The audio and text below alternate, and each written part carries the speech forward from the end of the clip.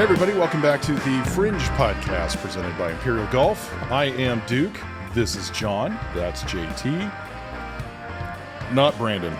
Not Brandon. No, not Brandon. No. Actually, it's still Brandon. He just keeps changing every time. Wardrobe change, Yeah. and he got 6 inches taller. Wardrobe change with an accent edition as well. Mm-hmm.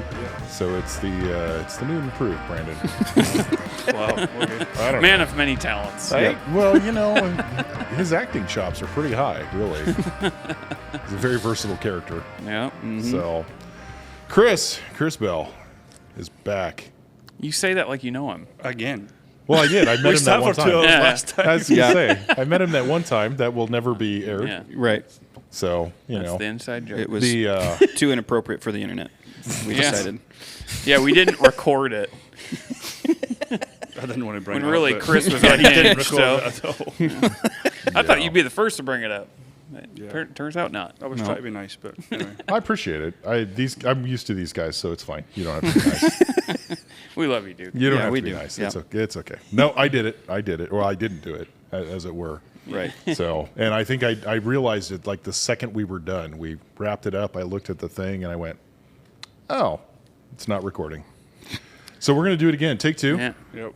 That one sucked anyway, so it's okay. Oh, I was about to just say it was our fair best we enough. ever Let's hope recorded. this Or one's didn't better. record. No, it was not our best. It wasn't our best? No. Okay. No, I keep telling myself Good that. to know. Anyway. I feel like you're just trying to convince yourself. Because we were all keep very saying it that disappointed. way. But anyways, Yeah. All right, so we have a segment for our guests, and we're just going to start off with it this Oh, time because man. I have a feeling Okay. you're going to have some fun stories. yes. So Okay. two stories you got to give us. Number one, best round ever. My best round ever. I mean, you could tell us JT's best round ever, but that'd be weird. Are you meaning like best score ever? Best round- or No, we leave it intentionally vague. What does it mean to you? Yeah. Yeah, that's better. I think for me, we played a Scottish Amateur Championship round of golf at Machrihanish Golf Club, kind of like 3 hours northwest of where I'm from. Played the golf tournament over there, real links, not like American. Like, this is a links golf Falcon course Lakes? because it's got like exactly. It's true links style. Where's Yep. the sea at? Not hurting our feelings. Links, but with trees. So this is like right by the beach and playing this golf tournament, and rain was coming up the way. Okay. And on those golf courses, because they're all sand based, they don't ever call the tournament off. Because they drain really well. Really well, yeah. Yeah. So we're playing this round of golf, and like every single person's umbrella was completely wrecked. Got umbrellas everywhere, the whole deal. And it finally got to a point we couldn't even grip the club. Like it was that wet and rainy, and they wouldn't call off the tournament because they were saying that the ball was oscillating. It wasn't actually rolling through the wind and the rain. Oh, wow. So it finally got to a point. I've never actually looked into this, but we actually had our golf towels wrapped around the grips playing a golf tournament. Okay. I had to do that once. And so it was like 2 qualifying rounds and then kind of like into the make the cut or not. And for some reason, I ended up shooting 78 that day. Wow. And the closest to me was like 89. And this is like the top golfers in the country. Yeah. That's You said- impressive. 89 was the closest to you? Uh, You shot I 78? shot 79. I think it was like either 88 or 89 was the closest to it. Yeah. That's Wow. impressive. Wow. That's probably the most memorable round. And everywhere always asked me, like, hey, do you like links golf?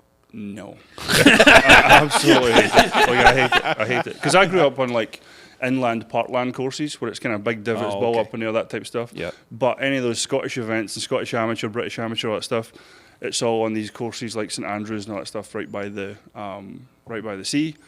And every time, like the first time I ever played St Andrews, I never hit it in one bunker, and I shoot 3 wow. under par on the practice round, which was flat cam, no wind, nothing. Wake up the next day and it's blowing 40 and raining sideways, and you shoot 90. So Yeah. Well, did you not play in that round in Myrtle Beach when we were at the academy there? That was like kind of that type of weather, like monsoon type weather. It was like 30 to 40 mile an hour winds and rain blowing side. It was like torrential downpour, and they didn't cancel the tournament. And yeah. so, like, I don't know if you were. I think you were too, but that was one of those weird rounds too, where like the top scores, I finished with like an 85 or 86, which I was ecstatic about because we were wrapping towels around the grips. Yep. Like you were saying, and nothing was dry. You couldn't keep anything dry. Is that at World Tour? It was a total joke. No, we were out at oh gosh, it was not at World Tour. I'm blanking on the name of the course, but that was a pretty memorable day just from the experience. Yep. Because it was 4 hours of just relentless rain, and it was there, but there wasn't a touch of lightning or thunder. It's So they didn't cancel it. Right. crazy for me too. Like when I look back after living here now for what, January will be 14 years. Like how I had I don't know if it was whatever, but like the mindset to wake up at 4 a.m. and walk 45 minutes to the golf course in the pouring rain, and in practice it was like hit a few shots under the umbrella, dry off, hit a few shots, like because I had no other option, right? And I was gonna say, what else are you gonna do? yeah, no other option, yeah. And when you're not good at football, it's like you stick to golf. So Or when you're 6'5" at 13. yeah, Yeah. I think I got to that. Yeah, 6'6". I was like 15, 16 years old. Yeah. So you were the low score that day. You said that was On that day, yeah. yeah. That's great. Yeah. That's impressive. breaking 80 in those But conditions. it's crazy to think now when you come out here, especially when I lived in Texas too. It's like, oh, it's too hot to play golf. Like even that thought process is like, because it was never ever. Never too I'd hot never seen in the sun Scotland. the first 23 years of my life. Yeah. But there what's was that funny? one day. What's funny on that point was when I first got to college, you got this new foreigner in the college, and they're all kind of hanging out by the pool. This is in West Texas. Hanging out by the pool, and like all the girls in the softball team, volleyball team were like, "Oh yeah, come hang out at the pool." Okay, cool. And I'm like, "Okay." At that point, I had the 6-pack back then. I'm straight in college. I'm like, everybody thinks this is so cool. You got an accent, whatever. I go to the pool for like 2 hours, and my body had never seen the sun ever, right? And I'm in 110-degree heat in Texas. I was in my bed for like 6 weeks with my whole skin was peeling off. Me. Oh, yeah. boy. Yeah, that was Yeah. brutal, Could you have Wow. picked a worse climate to go to so yeah, as no, a native Like Scottish a total person? opposite. No kidding. yeah. Yeah. Especially West Texas. I too, bet you just met a all- lot of Carls and Carols there. Yeah. I still can't do it unless I put on a crazy accent. Carol and Carol. Oh, I had to. It's an interesting story. Oh gosh. You missed some pre-show stuff there, Yeah. so that's Inside Hey, joke. we can clip wow. it in, right? Fourth Weren't we dimension. recording? I don't know. No, I think we were not yet. Maybe. Yeah. Are Who we knows? recording? Oh, we're recording. Thank Yeah. We're live. you. I can see the red light. We got Don't- red. Don't do We're that good. to me. Okay. Don't do that to me. All right, number 2. Question number 2. Craziest, and again, this is up to interpretation. Craziest round of golf ever. We pretty much answered that. Well, then go back and do best round. So I think best round was I was assistant pro at Bentwood Country Club in San Angelo, Texas, and I was doing a playing lesson with a guy, and always been kind of known for like playing really good golf when it comes to drivers and irons and that stuff, but like not making a lot of putts was always a thing. But that one day, I played round of golf from the back tee boxes with a guy, giving him a playing lesson, and we got to, I think it's number 6, a par 3, and we're standing up there, and I think I'm 2 or 3 under par at this point, telling this guy like, hey, try to tell the guy like my thought process over a shot, right? So I'm standing here, and there's a little bit of wind off the right, and I'm like, yeah, I'm trying to hit this yardage here, the green's kind of sloped here, I'm going to hit it just right of the flag, kind of land it just past the flag, and it will spin back on it. Hit the perfect golf shot, landed there, back in, hole in one on the deal. Right. So I made a hole in one, giving a playing lesson, and everything I told the guy that I was going to do actually happened. Made a hole in one, and then Immediately paid after you that, $10,000. Fucking Nostradamus over here. after that happened, it just kind of everyone just clicked into place, and every single time I went on a green, I just made the putt. So I ended up shooting 10 on a par, 62, and got the Wow. course record that day too on a playing lesson, which was pretty cool. Does it still stand? I've not checked it. It was the guy from Andrews, Texas, PGA Tour player. It was me and him that had that. Chad Campbell? Oh, yeah. Chad Campbell, yeah. Yep. So we both had that. So that was pretty cool, shooting a course record and having a hole in one and a playing lesson. That's wild. So he was with you the whole 18? Mhm. That's Yeah. cool. Dang. That's a fun Yeah. way to do it. Yep, that's a pretty crazy round. Yeah. Can't relate. I mean, yeah, telling somebody, oh, well, this is what I want to do, and then just actually And it doing actually happened, yeah. Yeah. I've done that with a chip shot. That's about it. That's almost as good. Yeah. My only recent near experience with that was that hole out I had with you with a 9-iron.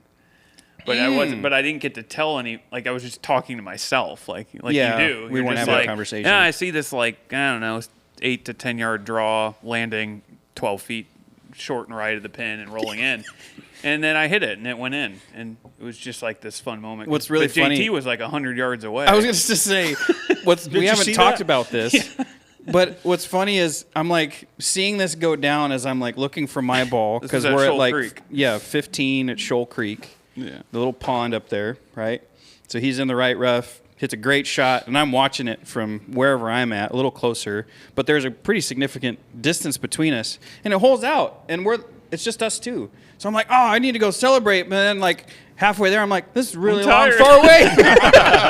Like, I gotta keep going, you know. And then we're like out of breath as he's celebrating. I'm just like, oh fuck, this was not a hole in one, but not a fun way to make it 2. though. Yeah, right. No, it was great. Yeah. Next best thing, I guess. It was just funny that was going through my head. Like, what? This is a long distance. I need to get back into shape. Sweating. It's just so rare that the golf shot does exactly what you drew up in your head. Yeah, for us To a T. civilians. Yeah. Yeah, but you even hear. It's always like interesting when you hear guys like Nicholas talk about that. That on average they have like 3 shots around that go exactly how they draw them up. Mm-hmm. Everything else is like 98% of what they wanted, or Yeah. or close. Their misses are much better. But Oh, I love the guys It's- that, like, on par 3, they'll hit it, drop their club in disgust, and it's like 15 feet away from the pit. Yeah. The Hideki They're reaction. just going, oh my gosh, I hit it terrible. And you're going, it's relative. I'd take their that. skill. Like, on my Yeah. best day, I'd take that. Yeah. Yeah. But, all right. We call that the Hideki reaction because it seems like, I don't know He if had a you've couple of noticed that. seasons, yeah. He had a couple of seasons where he was doing that all the time and it was stone dead every time. Like these one-handed finishes and Yeah. just his body language is like he just shanked it OB and Yeah. then it's like 10-footer. Pull out. Yeah. But that's the thing, that's what, even if it's a complete beginner, if they hit one half-decent shot, they're coming back. Yeah. Yeah. And honestly, with playing lessons, we've seen just from a coaching standpoint, the data we get to see, because they're all doing things that they're oblivious to. Mm-hmm. Right. And that's the fun part about the playing lessons from our standpoint. You're kind of collecting data that you're witnessing firsthand instead of them trying to explain what's going wrong in their rounds. And it's so much more effective that way, it seems like. I wish we had more time for that stuff, to be honest, because that'd be a lot easier. Well, I know a club you guys can join just up the street. Perfect. Yeah. We've actually got some winter discounts right now, too. Yeah. There you go. That's the second half of this podcast. Yeah, so we didn't Go actually, into your pitch. There we go. Yeah, we didn't actually tell anybody what you did. Tell us what your gig is, man. So I am the director of membership for both the National and the Bluffs. Last time it was the Deuce, so we changed the name of it. Then a rebrand there in June, pretty much so that it wasn't known as the stepchild of the National, basically. Want Yeah. to give it its own identity, that type of stuff. Didn't really think that it was going to go too well, but most people have kind of clicked onto it, and Yeah. it's working pretty good. So I sell memberships for both the National and the Bluffs.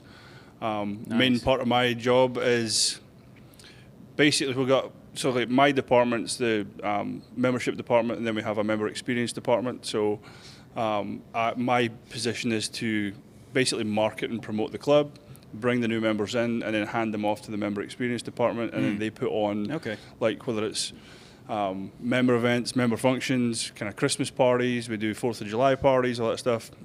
So I bring in the new members, and then the member experience team keeps them there, basically. So you're the pretty face, basically. Apparently. Yeah, apparently. The mascot. Yeah. Yeah. So I get the unfortunate job of hanging out with members, having a few drinks with members, having potential members, having lunch with them, taking them on the golf course, and showing off the awesome work that all of the staff do at both of the clubs. Are you sure this is a job? I was going to Is that a job? It's so. Are you sure they Well, ever hired you? When you love what you do, That's the biggest That's part of awesome. it too. I had a conversation with we had a guy, a new guy who's over a couple of our clubs in Chicago, and he came in. He was asking about what we do and this and that, and it doesn't feel like a job because you're so passionate about it, right? And Yeah. I don't understand how you could do that at a terrible golf course. So I went to visit a property probably a year and a half ago or so, and I was getting driven around the golf course by the GM of the club, and all he'd done the whole time was tell me problems. He's like, this tree's a problem, this cart path's cracked here, this, that. And I'm thinking to myself, like, you're supposed to be trying to sell this to me? Like, but Yeah. you're not. Whereas I'm around going, hey, look at the edging on that, like, yardage marker, like, look at the edging of the cart path, and, Yeah. like, pointing at other cool stuff. And whenever you're passionate about it, it becomes a lot easier too. So, but it's just awesome, to be honest. It really is. Yeah. Like, it really is. And to be able to do it here at the Tom Watson Golf Course and all that stuff as well too, it's pretty incredible, especially when I spent my whole youth playing golf in the piss and rain. Yeah. I can relate being a Portland, Oregon native. Yep. Yeah, it's I can deal with today's, crisp and cold versus dreary and rainy for another 3.5, 4 months. Yeah, I can't imagine how, like, when you don't have a whole team on both clubs, like, super passionate about the product. And, I mean, we're doing over $3 million a year just on golf course maintenance. And Wow. Wow. it's yeah. a pretty large outfit. Yeah. But to come straight from doing kind of other different sales positions to incorporating sales, marketing, and golf at the same time, if you come out to the club and you kind of take a tour of the club and show you the restaurant and show you the awesome food and show you the gym and show you the swimming pools and the pickleball and the tennis and all that stuff, from a whole country club standpoint, there's just not one better. There's not. And Yeah. a lot of that comes because it's not cheap to be a member of a country club, especially a high-end private one. The cool thing about here too is that we also have the bluffs as well, which is a little bit lower in cost.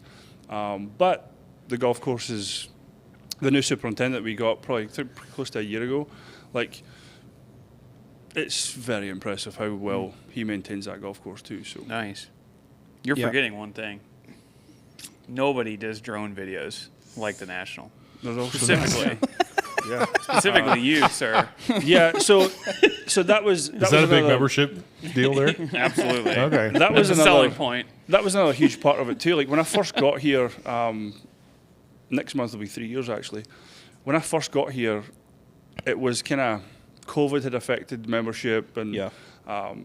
food and beverage and stuff didn't have a great reputation before our company took over that stuff. And so I'm sitting Right. there, and I'm like, this is boring as hell, right? Like, this fairways are yellow. It looks like Texas. Like, there's nothing going on. There's nobody using the club. So I'm just kind of sitting trying to think outside the box. Like, how do I get people to come here and see what this place is like? Because obviously it's seasonal, right? So Yeah. whenever it comes to March, April, May, that type of stuff, you want people to be excited about it. And it's like, what is everybody doing in the wintertime here? You just pour that all over yourself. That wasn't even just a Sorry. little bit. That's a lot. Sorry. Yeah. Didn't realize how full it was. So start realizing that everybody's sitting glued to their phone and glued to their computers. So it's like, how can I get this super cool experience to everybody? So Yeah. we started doing the marketing, doing the social media, and doing the Which changed the image relatively fast. It did. completely. Yeah. Yeah. Kind of amazing. You How guys have social done an media- awesome job. I don't think it was like a seen as like as a country club that you just like out with people's reach, but I think in this area that might have been what it was a little bit. But whenever we started kind of doing the social media, the podcast, all that type of stuff, it's kind of people are like, hold on a minute, this is actually a cool place to be, because country clubs are always known as old men stuffy country clubs. Sure. That's Yeah. what they're It's known got as, that right? stigma. Sure.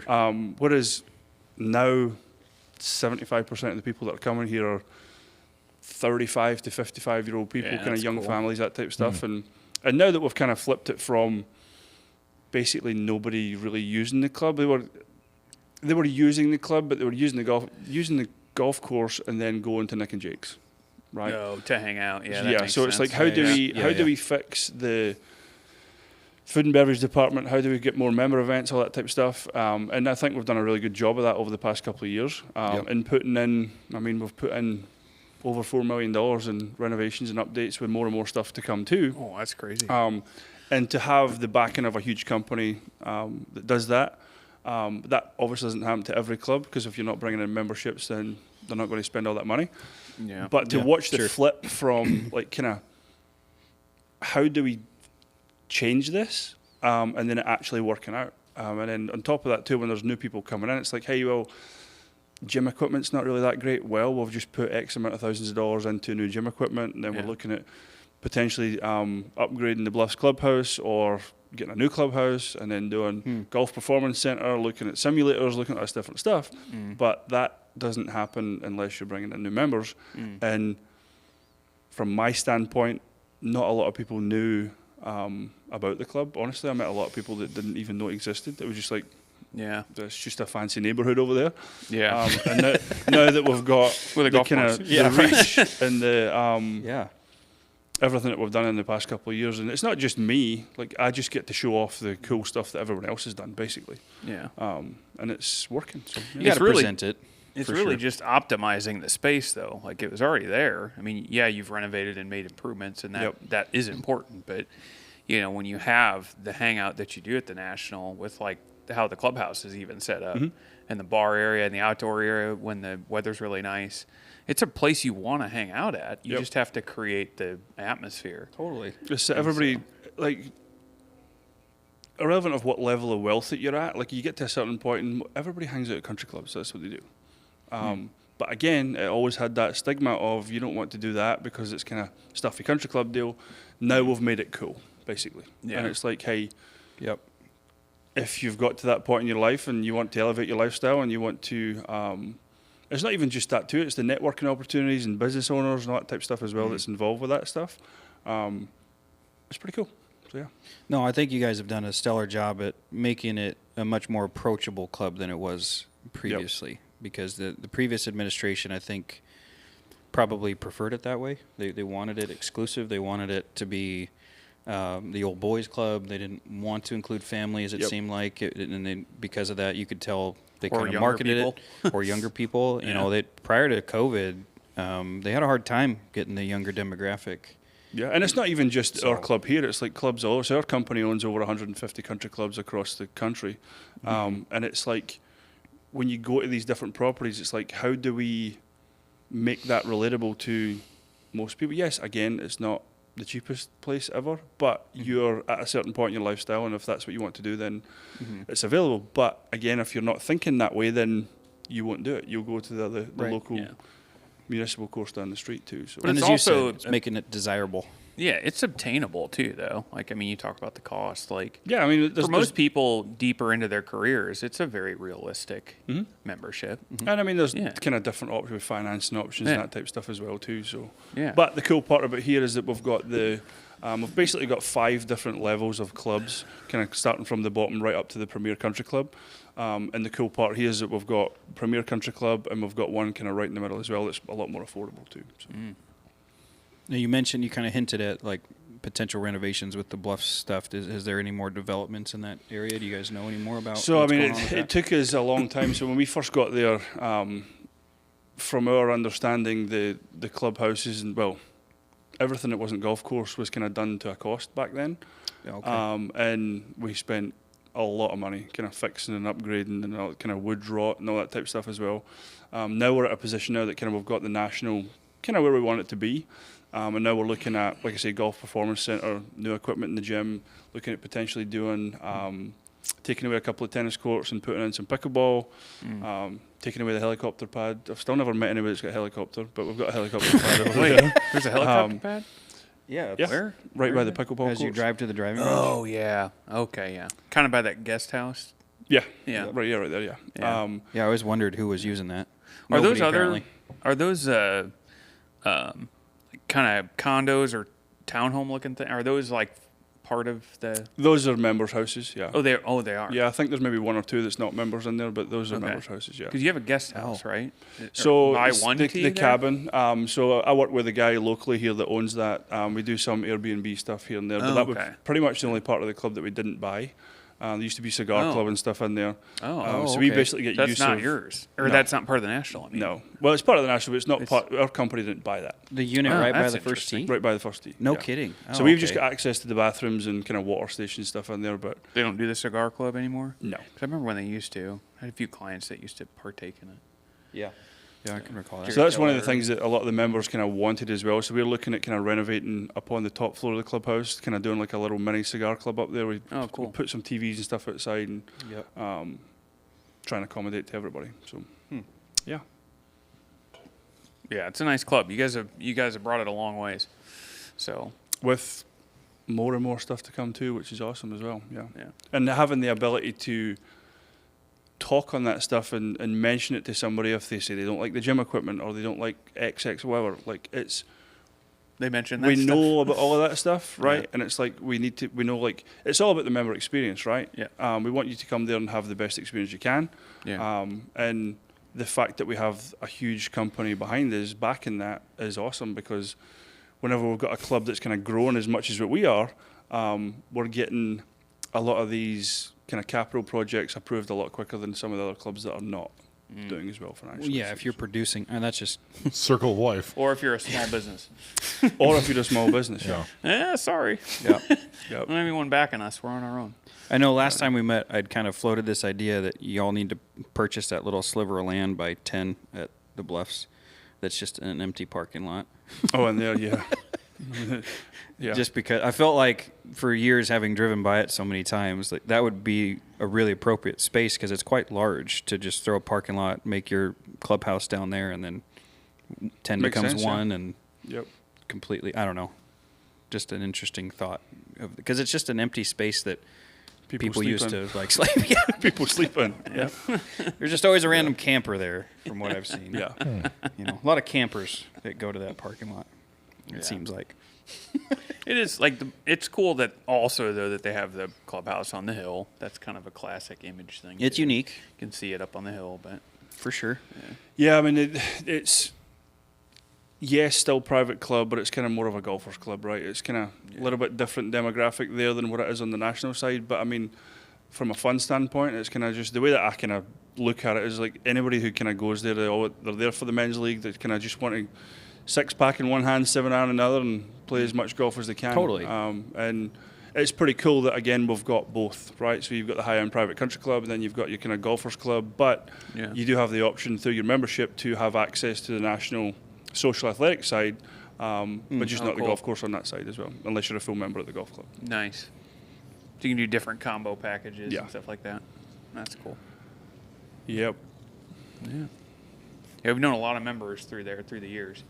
At the Well, yeah, Bluffs I mean, and the national. we've been here 10 years, so we've seen those businesses go through ebbs and flows We like brought- everybody else. We brought a good chunk of members to the Deuce back in the days. We Yeah. had a lot of people that became clients here, and then we recommended that they go check out both of those establishments. I mean, it still remains one of the better deals in town. There was a time where Yeah. it was the best deal in town by a long shot. It was Yeah. not even close. Yeah. Because For- they've always maintained both courses Yeah, largely really well. yeah, Especially since they figured out all the like snow rot that they had on the back nine of what was the Deuce used to be just riddled with issues, and somehow they've figured that out. Well, I think there was a select amount of greens that had trouble with airflow and stuff like that. Yep. They were so blocked out by the Well, yeah, trees and 11 and hills 12 that were they would just notorious. rot if they got Yeah. too wet and they couldn't Yep. dry out. They would just That's why they had those fans there. But yeah, they've cleared out. It seems like a lot of trees since you guys have taken over. Yeah. But yeah, Yeah, every I time mean, I've been there, it's in mint condition. When I first got here again, it was kind of like I hadn't ever been on the sales/marketing side of country clubs, and I wanted to kind of go around and play all the different clubs and kind of get an idea on what can you sell against, all that type of stuff. And like, people hear me say this all the time, but like, from both clubs actually, like there's just not two better golf courses than that, condition-wise. Yeah. And No, from what you're getting, yeah. our main task was getting the member event stuff figured out and getting the member communication figured out, because we realised that when we first got there, like, there would be events happening, but there wasn't the right email communication or text message communication, that type of stuff. And now the girls in the office have got that kind of down to a T, and everybody knows everyone that's going on at all times. So basically, all of our events throughout the whole year's kind of, I think right now we've got 175 people at the Bluffs right now doing Christmas parties and pop-up Christmas bars. And Oh, wow. and it's not just all about 9 times out of 10 the guy or the husband who plays golf. You want to kind of cater to the wives and the families and the kids and all that stuff as well. And now that we've got all of that stuff figured out, it's just kind of only ways up.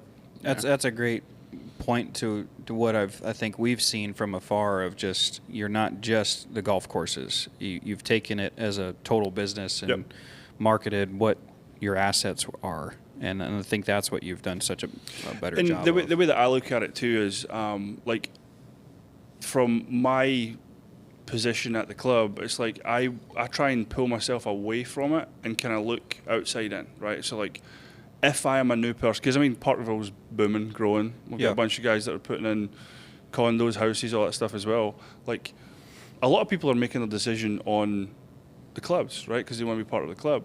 And it's like, if I'm looking at it from the outside in, like, what would make me want to join that club?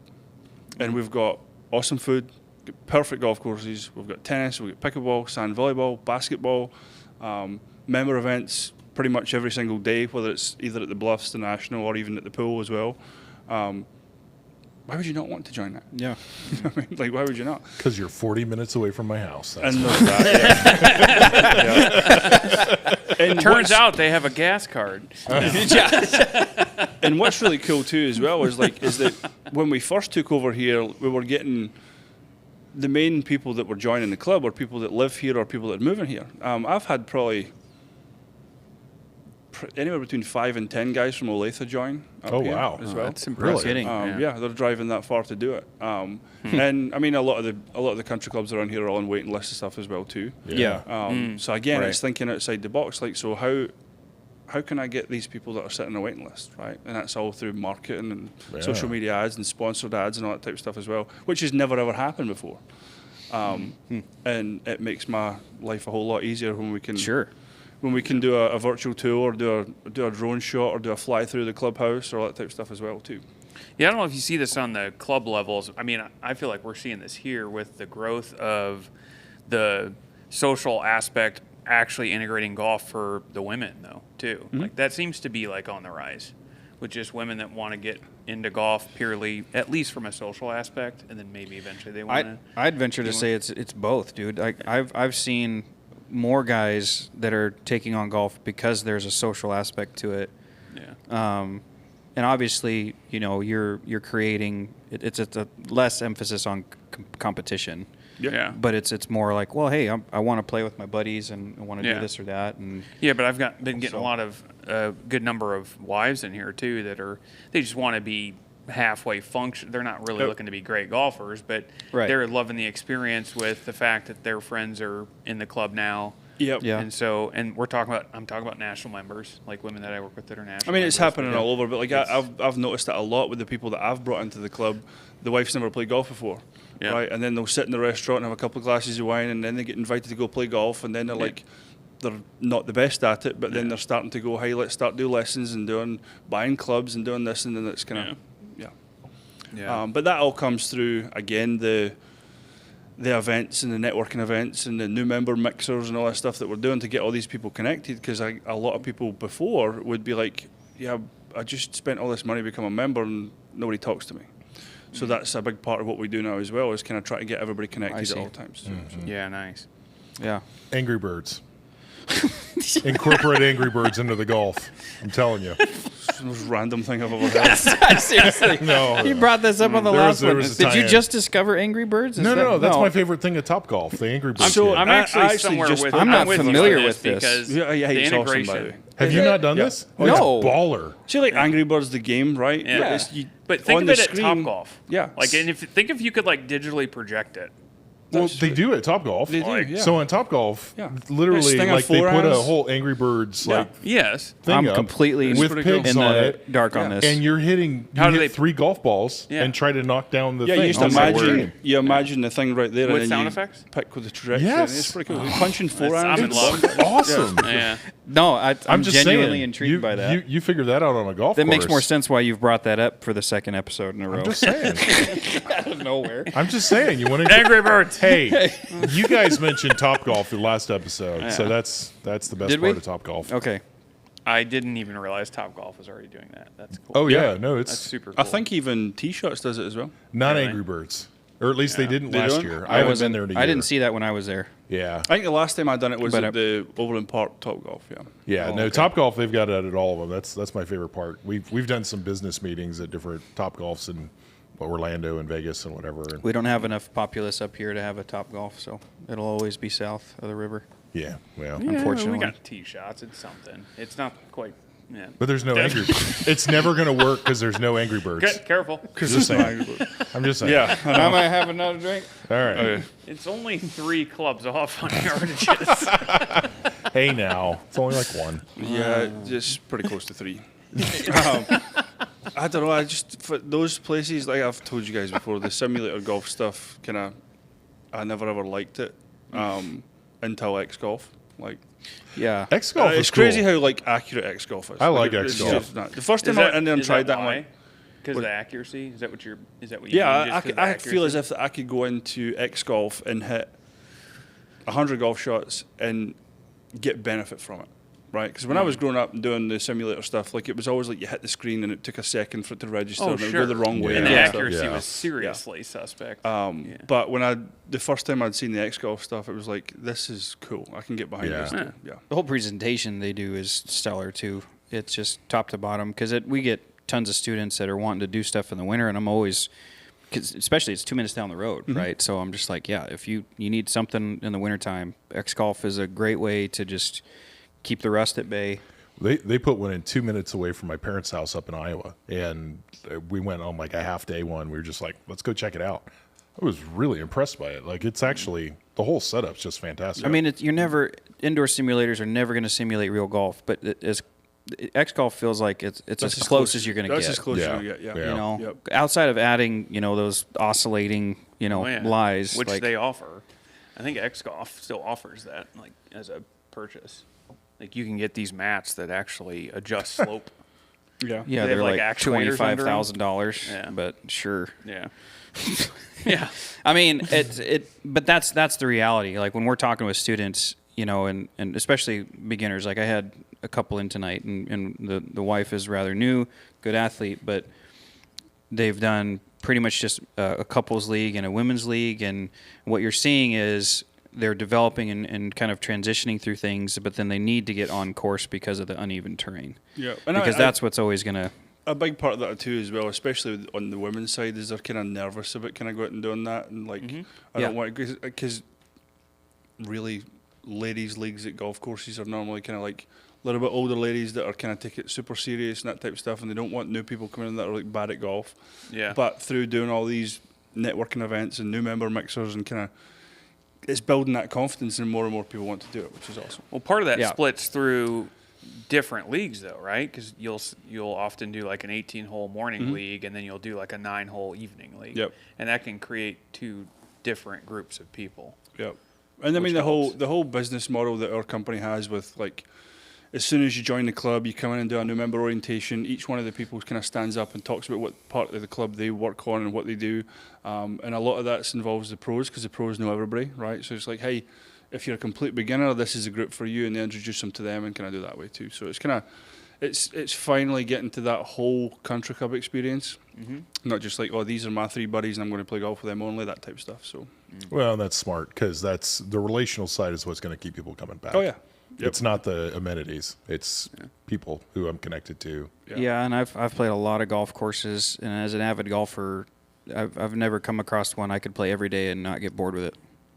Yeah. You're going to run into that at some point, that Sure. it's so there's got to be something else that's gravitating you towards the club. I accept that challenge. I will say though, like even the Bluffs is in a category where if a course, it's quirky in ways, but if it's unique enough, it can be interesting over and over and over. It still again. challenges you though. It's not on that side of quirkiness where it's like, yeah, okay, that's not real golf. Yeah. It is. It's still very real, and it's maintained exceptionally well.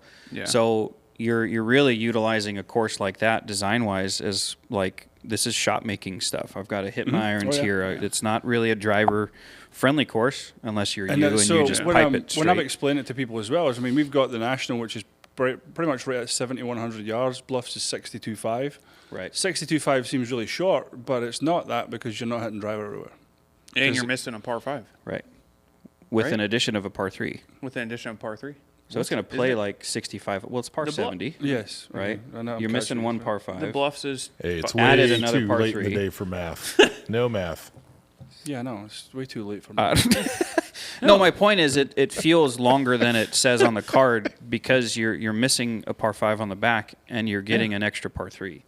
So like it plays as a not true. 62.5, This is true. but it's going to play more idea what he's talking about. 6,500. You didn't know what he's talking about. The level of player you are and you are not on this wavelength is concerning You're to thinking me. way too much about it. I just see the shot and I'm like, Yeah, that's this is the it's a bullshit forearm you to always there. do. Like, oh, I just hit it right there. It's just right in front of me. I just hit the fucking flag. That's the way you're supposed to look at it. You just hit it and go find it. And if you Well, it's keep just losing, 40 feet down the hill. It's just fucking hit a 9-iron. if you keep losing golf balls, you just get better at it by hitting a bunch more of them. Yeah. This is why you're in marketing and But I don't business understand development, why not you're coaching. Hey, JT, one shot at a time, buddy. Exactly. Right. It's like why are you saying we've gained a par 3? What do you mean? What do you mean gained a par 3? Because there's 5 of them, not 4. Gaining it from what? Well, standard courses are going to have like 4 par 5s We're and 4 not par standard 3s. courses. We all know that. We're different. We're Tom Watson golf. You know the math I'm talking about. Hey, I got a random question. Here we go. Save us, Yeah. please. No, it's actually more of a boring one, to be honest. But we were joking about this the other day, talking about it with like integration of. It depends on how you do it, but like wood planking or God. like railroad ties in bunker faces. Like, have you seen this thing? So Like, I had a conversation. why the that- hell do we do this? I had a conversation with a guy today. That You know what we're talking about.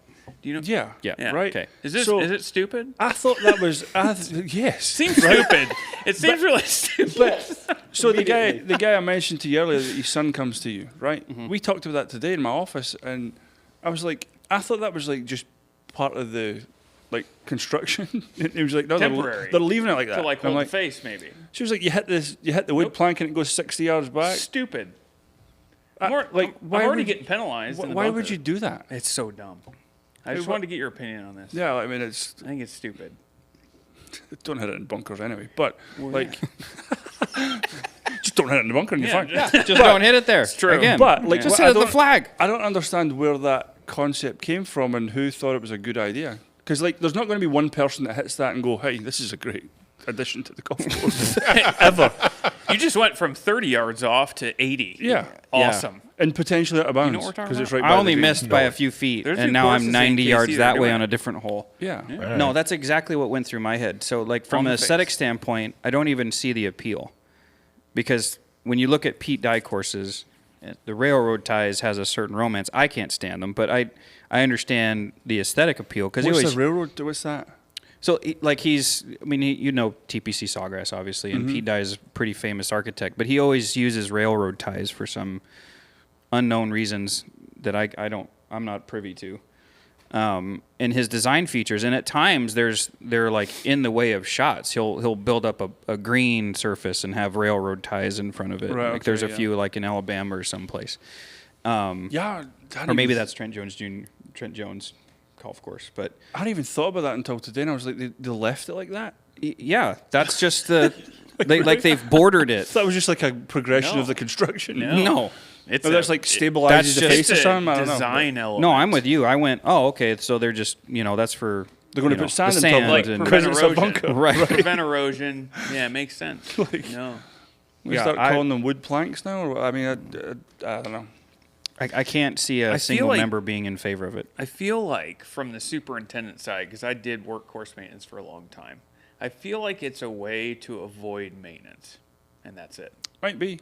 Yeah. Like it's like because maintaining bunker faces is super annoying, and Yeah. the lips can erode with Yeah. too much rain, and so it's like, hey, let's just put the ground back with wood planking. But it's all about. Why as well, stop too. there? Pour concrete. Like, why are we?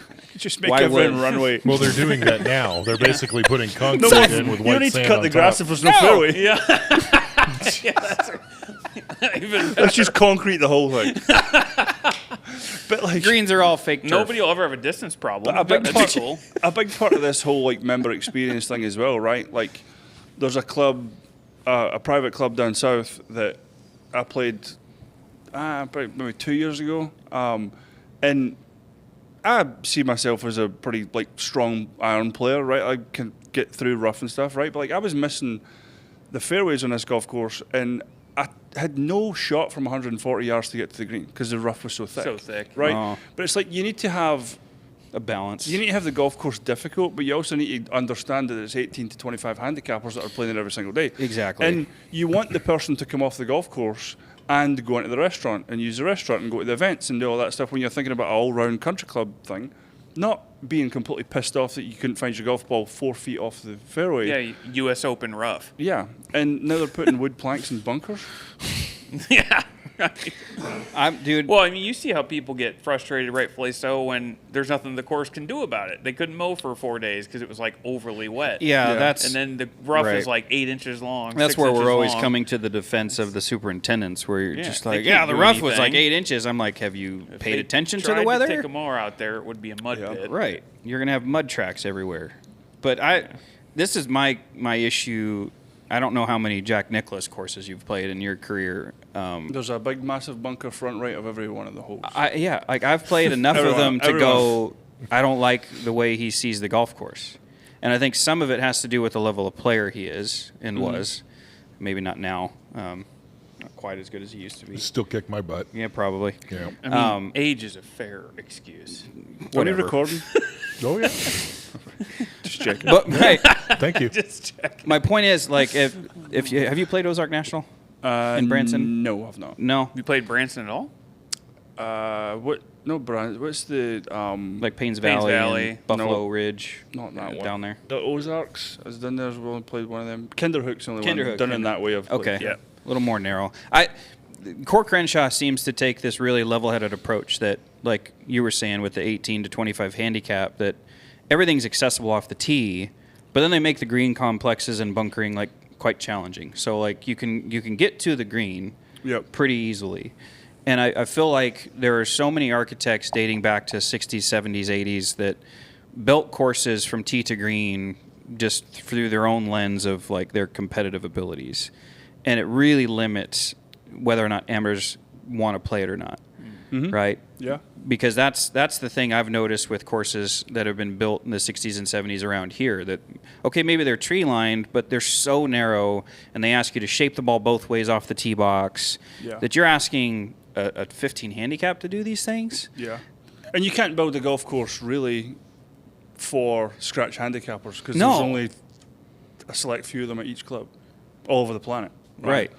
It's it a needs pretty to low be percentage. fun. It needs to be good for everybody. You can still keep it challenging in areas. Like green complexes can still be challenging. Yeah. It's just like not losing golf balls super easy, not having insanely narrow tee shots is kind of stupid for a club. Yeah. Yeah, it's been really weird being in this industry now and like the science that's behind all that stuff, because it's not just like it's not just the golf course, the maintenance of this and that. It's like if you go out there and you're stuck in the rough all day, the cheeseburger then tastes like terrible when you go into the clubhouse.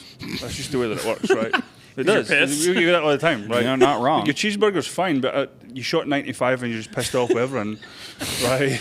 You know, never connected. But those but two it's things. trying to get like all of those things connected, yeah. and that's the hardest part about not just country clubs but any club really. I mean, You're so right, though, Kinda because makes if you sense. talk to golfers like we do from the a food coaching tastes different standpoint, depending on where you play golf. no, It you're tastes right. better when you shoot well. But people's opinions of And it golf could be the worst clubs- cheeseburger in the world, but if you shot 65, it's the best cheeseburger. best thing in the world. Right? But it's the same thing as well when it comes to golf, right? If you go out there and you shoot 95, but you have a hole in one, you don't give a shit about the other 94 shots. Oh yeah.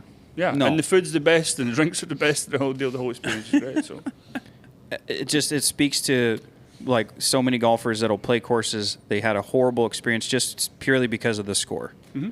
And so they won't go back to that club. And that honestly, like you're not going to be able to appease everybody, but it's just an understanding that you need your course to be difficult but playable. yeah, And there's like John was saying earlier, like there's going to be times of the year in the spring, May, April, where it's wet. They can't mow the grass consistently, so there's going to be a window where you can't accomplish it, at least Yeah, here. in that case, as an amateur, by the way, stop playing by the rule book. Right. Fluff up the damn ball. Yes. Give yourself a better Really, you're saying lie. that? Foot wedge. Nobody Yeah. cares. Yeah. Like, you're 15. I do. Right. No one cares about your score. Yeah, You do? yeah. Well, it's, That was a huge deal growing up. It was like rules. Like you need to learn all as the a rules. competitive That's golfer, because yes. you grew up with the RNA, Yes, which Yeah. might be the most uptight, pretentious, like, that's country club people. yeah. And I agree with that in any form of competitive play. But for the average Competitive, golfer yes. whose pure life point of playing golf is the experience, like, make it easier, for gosh sake. So is that a thing Like- in the UK where it's just like the casual golf's not a thing? Everybody plays by the rule book, and you have to It's- be Yeah, really. yeah. It is a like me thing. growing Wow. up. It was that deal. It was like you don't have any of the same stuff that you get here. Like the faking your handicap type deal. That's not a thing. Sandbagging's over not a there. thing Yeah, over there. that's not a thing because it's like over there. Americans. Me growing up, yeah, you said it, but it's like your handicap's attached to yourself, right? So it was Yep. like, hey, my name's Chris, and I'm a 3.2, and people are like, oh, that's really good. Whereas over here, it's like, my name's John, and I'm a 45 handicap. You're like, you're just a liar. You know what I mean? Wait, it goes that high? I just made that random number up, but yeah. But it was weird to come over here and see that, and especially changing from like we had 0 golf carts where I'm from. It was walking only, so like having a Yeah. drink after the round of golf was like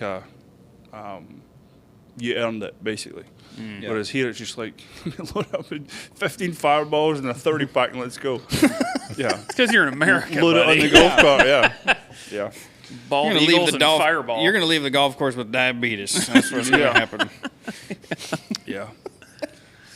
I would entertain the difference in rules. I feel like for the average golfer who's not playing for anything and never playing in tournaments, But that's you, just it's a gentleman's game, right? So Yeah. you should really learn even just the basic stuff, right? Where to do a drop or what. You can't just go like, oh, I hit it in the water over there. I'm going to go right in the middle of the No, fairway. yes, I agree with that. Yeah. I think it's basic more stuff, right? But nobody Yeah. teaches that here, right? Nobody teaches it. They don't. Yeah, we do. yeah. Well, you guys, we man, I've do. never had a lesson That's- here. But maybe we should do that. Yeah, and maybe we like, should do a just lesson to here. clarify, there are just a few exceptions here. It's not like we're telling people not to play by the rules at all. It's literally what you said. We're talking about the brand new golfer who's like, Yeah. okay, let's not try to hit it out of 8-inch rough or 6-inch rough. Like that's a little bit excessive. Or who's physically limited. Yeah, like Yeah. In some we'll capacity. build to that. So there is a little bit of relaxation. Yeah. But on one it there. thing that I did notice when I came here, because it was drummed into you as a kid, like you never play golf without a rule book in your golf bag. I've never seen a rule book in anyone's golf bag in this whole country. I've played golf. I used to have one. I used to have one. But then they I had changed it in high school. 2015. I Yeah. haven't had a new one since. That was always the thing. We would be standing there in the rule book in tournaments, and I'm like 13, 14 years old, sitting there reading the rule book, and this, and you're Well, like, back then we didn't have these things called cell phones. well, there's also that, yeah. So I'm old. There's that. there, There's that. we can just Google it. We also have 90 other sports to play in this country. Yeah, and all of them are terrible. Oh, yeah, please Oh, sign boy. me up for cricket. Here we go. Yeah, we don't play cricket in Scotland. No. Some people do, but it's the weird people. Proving my point. John, can we talk while we're on this subject, right? I was getting a haircut last week, right? And I'm sitting there and I'm watching the thing, and it's that kind of like new barber, there's nothing really to say to each other, right? It's just kind of like you're sitting there like Yeah, cutting yeah. the hair, right? TV's on. They're throwing an egg around with the crash helmets on. Right? Yeah, right. Yeah, egg ball, And- as you like to call it. Yeah, like, and I don't know what game it was, right? But like, there was a whole field of Talking about lacrosse. Football. yeah, egg throw. right? Oh, you're talking about football. Okay. Egg throw, Okay. right? Yeah. But like they're all The- the whole team, both of the teams started fighting with each other. You've probably seen this, Yeah. right? After the game. Yep. Right. Talking about college games. Why Michigan. Ohio State. would you throw punch like? No, this isn't just like one person. This was both Yeah. teams, right? Throwing punches at each other, and they've all got crash helmets on. Sure. I don't know. You're What- not thinking logically why- at that point. Why do have you people heard go- about the Are head Are you injuries? talking about the in Michigan football? Ohio State game? Probably. Is that what he's More talking than about? likely. There's More head than- injuries in football. They don't always think straight. More than likely. But as a kid, I grew That up. blew my I think mind. what I'm he's sitting there saying is, getting why my- would you like, I punch wanted somebody to with a tell the helmet? girl who was cutting my hair. I'm like, why are they all punching each other? Do they not realize they've all got crash helmets on?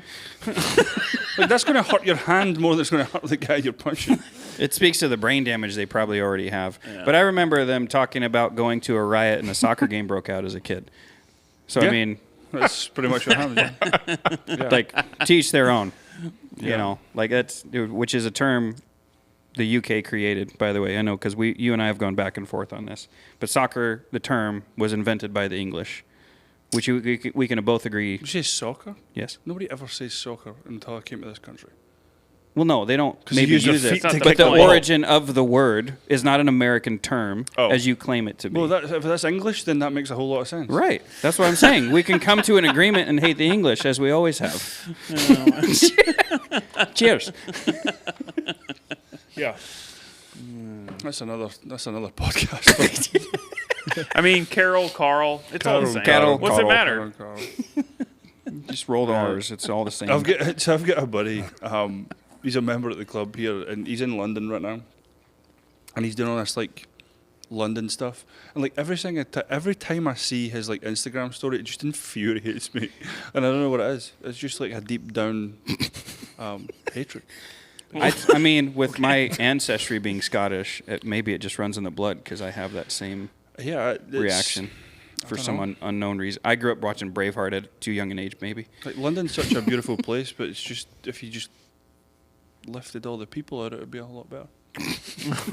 Oh man. Yeah, In fairness, I feel that way about Imperial most major Golf cities. after dark. yeah, yeah. I'm not a fan of downtown like activities in general. Yeah, I don't I'm do with that. you. That's why we're all up here. I get claustrophobic Yeah, with too and many everybody people. just wants to steal your stuff when you're down there. See how many posts No, I that's a see on a UK daily thing. basis? No, I'm talking about like the plaza. Well, yeah, Right, like Fair everybody's enough. just getting their windows smashed and stuff stolen all the time, like my golf totally clubs. forgot about that story. Like my golf clubs, right? But that was a couple of years ago, and now, like even this morning, I seen my like, hey, this is the 17th time this year our shop's been broken into.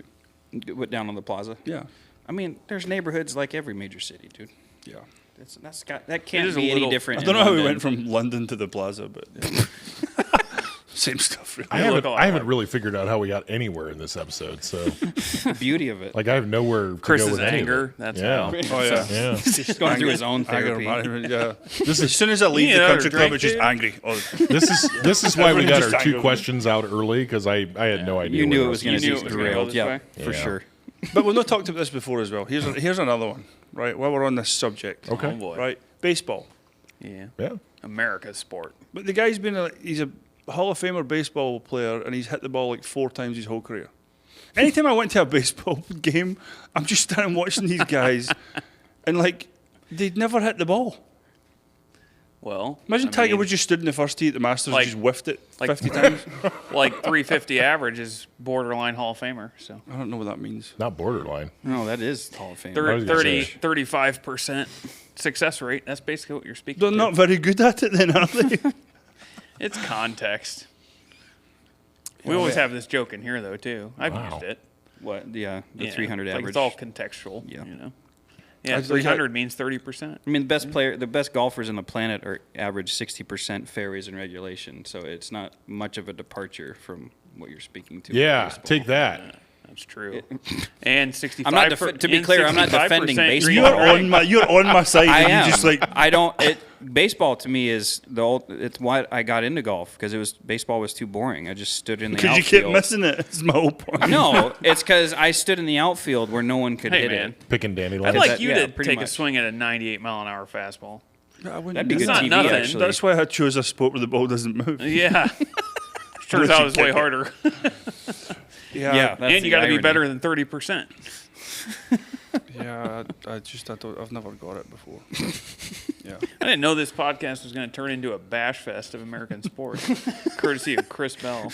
Yeah, been it's great. just, I've never. So I can see why baseball never took off in the UK. No. Yeah. I mean, I've tried to hit a baseball and I can't do it, which is pretty much the same as the professionals. They can't do it either.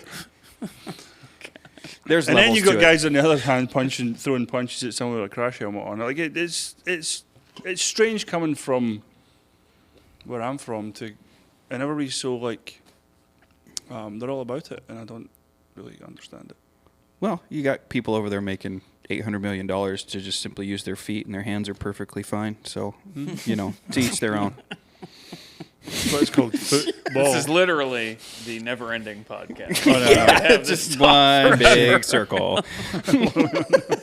All right, so JT hates England for some reason. Chris Bell That's hates a strong America. for word. some reason, it's just I was just supporting a Duke friend. and John It's a are both natural just thing. confused. Well, I mean, hates England, hates America. Like, I don't know what's going on. it's not. I hate America. It's just I don't get the sport. He's lived here for 14 years. He just didn't grow up with it. I know. Yeah. Give it another 15. He'll come around. I see you in plenty of Sure. Chiefs gear, though, so you've clearly bought into that religion. Yeah. Deron Cherry gave me a signed shirt. That's the only reason why I wore Chiefs. Yeah, you're not supposed to wear the signed ones. You're supposed to keep those. Special. He doesn't Yeah, know. a lot of people kind of comment because I went to a Chiefs game wearing that, and they were all freaking out. Okay. Oh, well, Deron's my buddy. I'll get another one if I need it. But yeah. Yeah, I get both sides of that argument. I've never really seen the outrage. It's like, well, this is my piece of memorabilia. I'll do what I want with it, kind of a Yeah. thing. Where everyone's like, no, you're supposed to frame it and put it over your. But there's a funny story about my Deron Cherry Chiefs sweater that he gave me, or not sweater, Jersey. A jersey. Sure. So we played in the close enough. Yeah. Jumper. Jumper, yeah.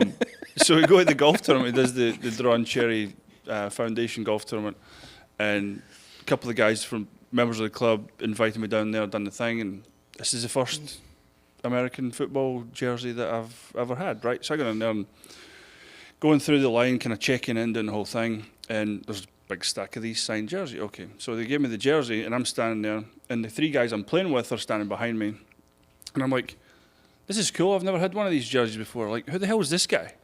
He was standing right there, and he was like, hey, my name's Deron Cherry. Oh, that's my sweater. I'm like, but then I'm like, I didn't know. He's an older guy, right? Yeah, yeah. Right. And I should have done my research before we done that deal. I was like, who the hell is this guy holding the thing up? Dude, it if was you're like- out of your depth in those things, like that happened to me years ago caddying at Old Sandwich, where I'd caddied for an active NHL hockey player. But the way he said it, he was just like, oh, I work in Washington. He plays for the Washington Capitals. He was a defenseman, and years later won a Stanley Cup, and that was actually a really good defenseman. But that's not my sport. That's not something I followed Talking about intently. guys who hit each other with crash helmets on. There you go. Yeah. Yeah. Well, Well, no, they're smart enough to drop their gloves.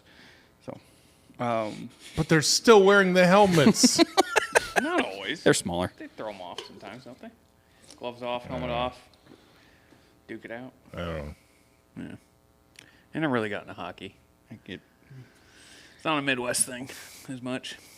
No, Not we as go much. further north. Yeah. For that. Yeah. Yeah. Where you get the natural ice rinks outside. Yeah. And Phoenix.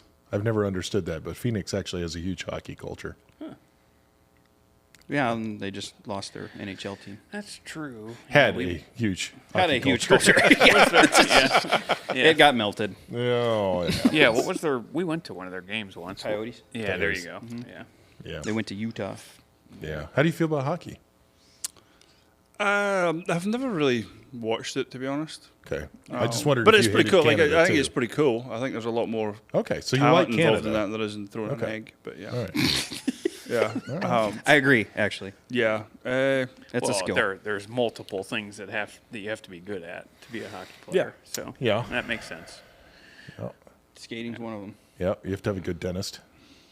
Yeah. yeah. The one that got me. You really don't. I'd never really watched it my whole life, but past couple of years watching rugby, like rugby's Okay. rugby's those guys are nuts. Yeah. They are. Yeah. That's Yeah. an insane And there's sport. no They head do make- injuries in that because they're not wearing crash helmets and running. They Well, they make know how to football tackle players- properly. Like, because Yeah. it's like, if, Yeah. yeah, exactly. Yep. Because if you go head to head without a crash helmet on, then it's going to hurt. So they're like, It's- realize that It pretty does make quickly. football look less cool, for sure. Yeah. Rugby is way more badass. And they talk about it in that way. Like, you guys are weird for wearing protective gear, but okay. Yeah, but that's the flip side. We've talked about that, where when you take off the helmet, you all of a sudden become really conscious of what you're Yeah, doing oh, with yeah. your head. So that's why the tackling form's a lot better. It is. 'Cause And you're just- you see a lot fewer you're trying not to concussions. die. I mean, they still have them. That's basically what it is, yeah. Right. Yeah. Like head trauma. Yeah. You guys gonna have that annual rugby tournament? No, too many people died last year.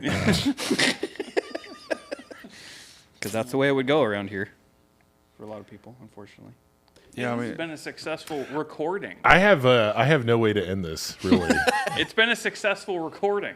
You like keep moving away from your mic, so I can't even hear what you're saying half That's the time. I'm doing it on purpose. Okay, well, good. we should talk about one last thing if we're going back and Okay. forth about the American deal, right? Who made the rule that, like, pedestrians have the right of way on the road? Yeah. Oh my gosh.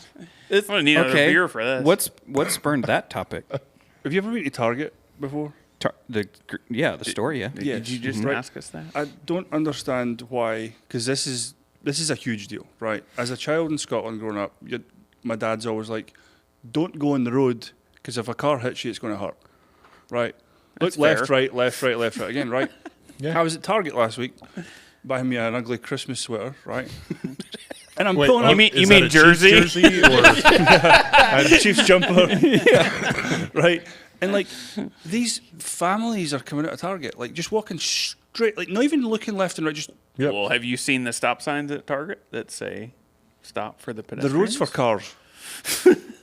That was why it was made, right? Yeah, that's less of a like pedestrians get the right of way is a legitimate It's- rule, but the lack of the whole I don't care mentality. And these are like that's little a topic. 4 and Oh, 5-year-old kids just Yeah. walking straight in front of cars.